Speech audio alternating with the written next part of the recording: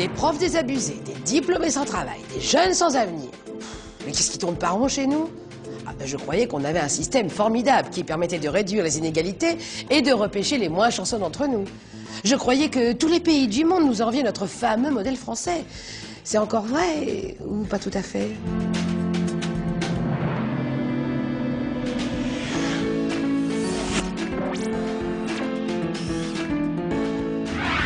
Il était une fois le modèle social français. C'était notre fierté et le monde entier nous l'a envié pendant des années. Il est né en 1945, Vive la France! grâce au général de Gaulle et aux communistes, au tout début de ce qu'on a appelé les 30 Glorieuses. 30 années de croissance, de plein emploi et d'insouciance, mais aussi de solidarité. Mais comment ça marche? C'est tout simple. Je travaille, je touche un salaire et une partie de ce salaire sert à financer les caisses de prestations sociales. Le jour où je suis malade, Ah, t'es dégueulasse! je suis au chômage ou je pars à la retraite, ces caisses me reversent des indemnités. Et ce modèle français a marché à merveille pendant plus de 30 ans. Wouhou!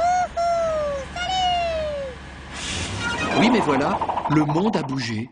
Les frontières se sont ouvertes, des pays nouveaux ont émergé, notre croissance a baissé et le chômage a augmenté. Non et non et non! Et pendant ce temps-là, les Français ont voulu garder leurs bonnes vieilles habitudes, leurs avantages acquis. Bref, au fil du temps, le modèle français est tombé malade.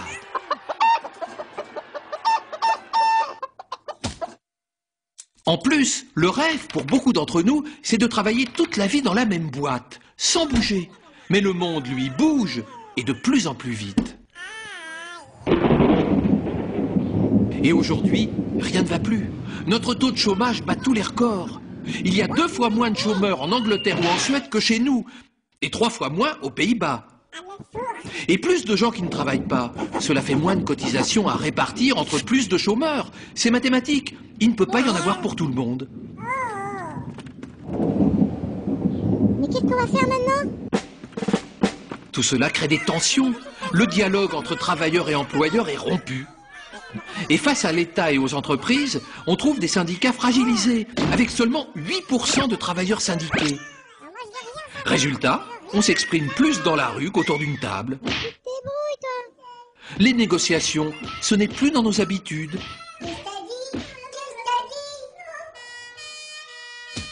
Mais dans le modèle français, il n'y a pas que le travail.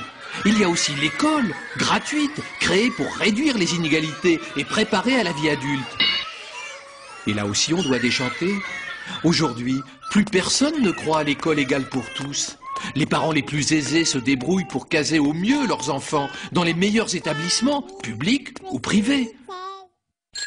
Plus grave, chaque année, 150 000 jeunes quittent le système scolaire sans aucune qualification. L'école n'assume plus son rôle d'insertion sociale. Ce qu'elle fabrique, des déçus chez les élèves, les parents et les profs. Eh ben, bravo! Au final, le modèle français qui se voulait solidaire aboutit à l'effet contraire.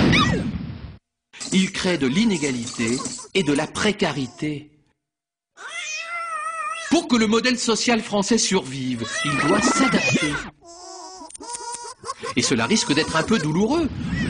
En particulier pour les hommes politiques qui n'ont aucune envie de risquer de perdre des élections en proposant des réformes impopulaires, mais pourtant indispensables. Et c'est pas gagné. Un seul mot d'ordre, tous aux abris. La nouveauté fait peur. Mais avons-nous encore le choix ?